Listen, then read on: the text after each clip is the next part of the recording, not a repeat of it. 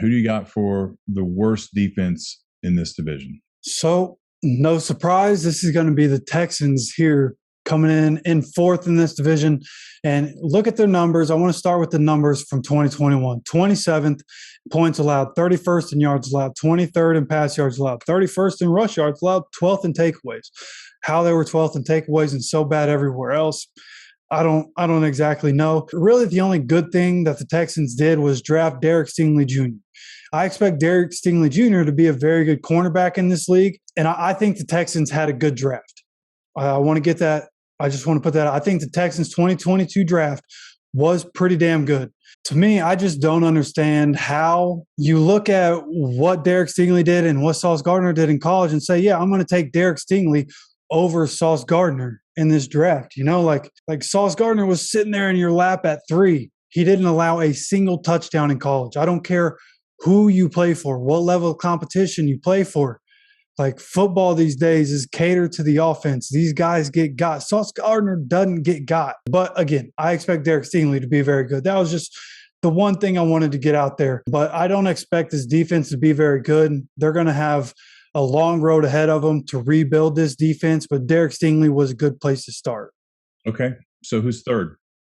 Third for me is going to be the Jags. Not that I think they're going to be absolutely terrible. They're not. I don't think they're going to be as bad as last year. You know, last year they were 28th points allowed, 20th in yards allowed, 17th pass yards, 23rd rush yards, and last in takeaways. They only had 9 takeaways in 17 games, which is absolutely ridiculous. I think this defense is still going to struggle, but with the addition of Trayvon Walker, I think they have a good pass rush, so they have a good place to start as they continue to build this team up. You know, they rebuilt the offense in the 2022 offseason, and I think they're just going to have to suffer through another year of bad defense in 2022 and then rebuild some of the defense in 2023.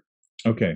Well, no, again, I'm sure you don't have the Colts or you don't have the Titans as the number 1 defense in the division, so that's going to put them at second. That is going to put them at second, and I thought about putting them at first because the run defense is good, but then I took a look back at last year and look at the circumstances, and they had a lot of guys in their secondary that were hurt, so I feel like teams were just abusing them through the air instead of running on them, so the numbers are kind of skewed. But look, I still think this is going to be a good defense. In 2021, they were 6th in points allowed, 12th in yards allowed, 25th in pass yards allowed, 2nd in rush yards allowed, 14th in takeaways. I think it's going to be like a middle-of-the-pack defense, maybe top 12, right around that 12 range for me. You know, Caleb Farley looked like he was taking the steps to be a really good cornerback in this league, so I could be a little low on this Titans defense, but I don't think it's disrespectful to say that they're going to be top 12, right? I just don't think that they're going to be better than the Colts defense. Okay, so give us a rundown of the Colts defense. So the Colts defense, for one, they were already a top 10 defense in 2021. In most metrics, you know, they need to get better in the pass coverage. They were 19th in pass yards allowed, and 10th in rush yards allowed, 16th total yards allowed, right? They need to get better in those areas, but they were second in takeaways, only to the Cowboys. I think it was 34-33 in that regard. They were 9th in points allowed. And we got one of the best defensive coordinators in the NFL. And a lot of people been a little down on him. I know those Raiders defenses weren't great, but in my opinion, that was talent on the team rather than the scheme that he runs. He's also evolved his defense to be more of a one high match scheme than the cover 3 that he used to run. And he's done a good job of kind of describing that. So I feel good about this defense coming in this year. You look at the fact that they brought in John Fox as a senior defensive assistant. I love that move. So you have a lot of good football brains here, right? But then you look at what they did to the roster. They upgraded at pass rush, bringing in Yannick Ngakoue, Kwity Paye. A lot of people might not think it's a huge deal, but I think it was his right eye. The vision in his right eye wasn't as good as his left. And there was somebody on the team, one of his coaches or one of the training staff said that his get off wasn't as good going off the left as it was from the right.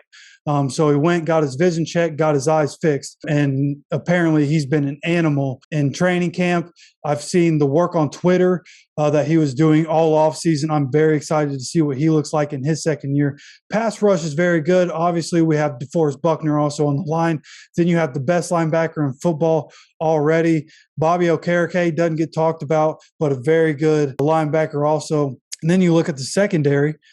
You have Isaiah Rodgers. Nobody knows him, but they will. Shut down corner, great ball skills. Stephon Gilmore got brought into this defense, which was absolutely needed, especially after the trade of Rocky Sin. You had to bring somebody in. Bringing in Stephon Gilmore, like we got Matt Ryan and Stephon Gilmore in the same offseason. That's insane. At some point, I hope to get a 5 jersey. But you bring him in, and from what I'm hearing, he looks like his old defensive player of the year self. He's been locking everybody down, except Michael Pittman Jr. has been burning them, which is great for Michael Pittman Jr. But I think this defense all around is solid. Nick Cross is another rookie, a rookie safety, and they got brought in that people don't know, but you will. He's the youngest player on this roster, one of the youngest players in the NFL currently, but he's a baller. So I'm excited for this defense all around. I can keep naming names because, again, I know this roster upside and down. I know all the backups, like it doesn't matter. I'm very excited for this defense. I think they can be top 5. They have to prove it to me because we have to be realistic with this defense. Ravens game last year, Buccaneers game last year, Raiders game last year, Jaguars game last year, unacceptable for the defense.